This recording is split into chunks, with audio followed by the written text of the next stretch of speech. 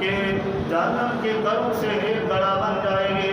اگر ہم دنیا میں نمازیں پڑھتے رہیں گے، اپنے رب کو یاد کرتے رہیں گے، تو اللہ کل قیامت والے دن بھی ہماری بخشش فرمائے گا، اور دنیا میں بھی اللہ ہمیں انعام عطا فرمائے گا، اور قبر کو بھی ہمارے لیے جنت کے باغوں میں سے باغ بنا دے گا۔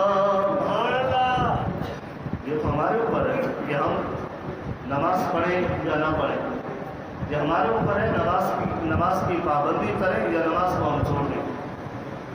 تو یہاں پر حضرت مسلم بن جساد رحمۃ اللہ علیہ حضرت داتا احمد بخش علی حجویری علیہ رحمہ کا ایک واقعہ نقل فرماتے ہیں۔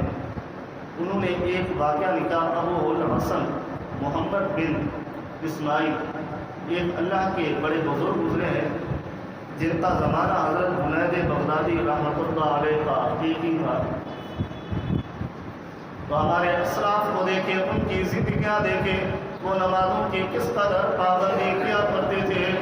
تو حضرت داتا احمد بخش علی حجویری علیہ رحمہ لکھتے ہیں کہ ان پر نزاع کا وقت تھا، ان کی موت کا قریب وقت پہنچا ہوا تھا، سختی چل رہی تھی، اور نماز مغرب کا وقت بھی شروع ہو چکا تھا۔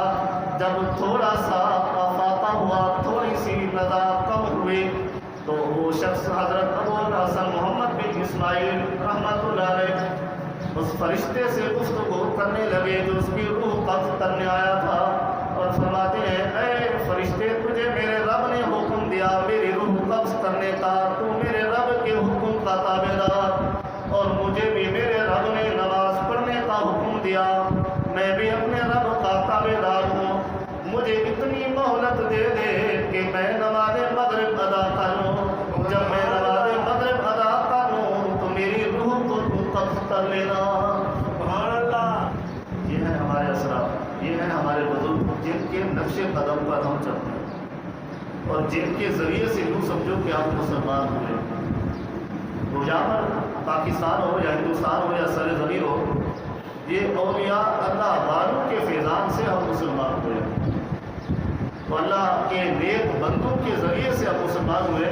تو اللہ نے جو ہمیں مسلمانیت عطا فرمائی ہے، تو اس لمحے میں کوئی اللہ کا پیغمبر نہیں آیا تھا، بلکہ اللہ کے جو ولی ہیں، اللہ کے جو نیک بندے ہیں، ان کی تبلیغوں سے ہمارے آباء و اجداد مسلمان ہوئے۔ سبحان اللہ۔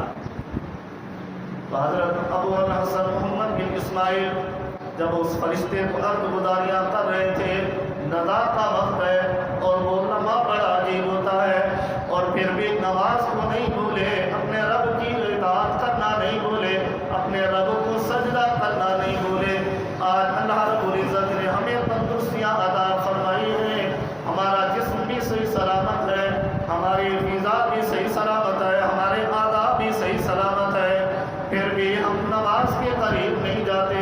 تو اللہ رب العزت کے اس نیک بندے کو دیکھیں کہ انہیں کتنی موت کی فکر نہیں ہے، جتنا نماز کے قضا ہونے کی فکر نظر آتی ہے۔ سبحان اللہ۔ اس کے لیے اسے مہلت دی۔ حضرت داتا احمد بخش علی حجویری علیہ رحمہ یہ واقعہ خود لکھتے ہیں، تو اللہ کے فرشتے نے کہا کہ میں تمہیں مہلت دیتا ہوں، تو نماز مغرب ادا کر لے۔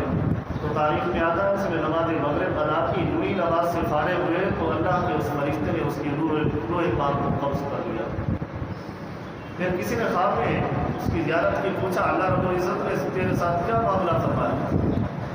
تو حضرت ابو الحسن محمد بن اسماعیل علیہ رحمہ فرمانے لگے کہ میں نماز کی پابندی کیا کرتا تھا، تو اللہ رب العزت نے اس نماز کے توسل سے میرے تمام گناہوں کو معاف فرمایا اور جنت کے اعلیٰ مقام عطا فرمایا۔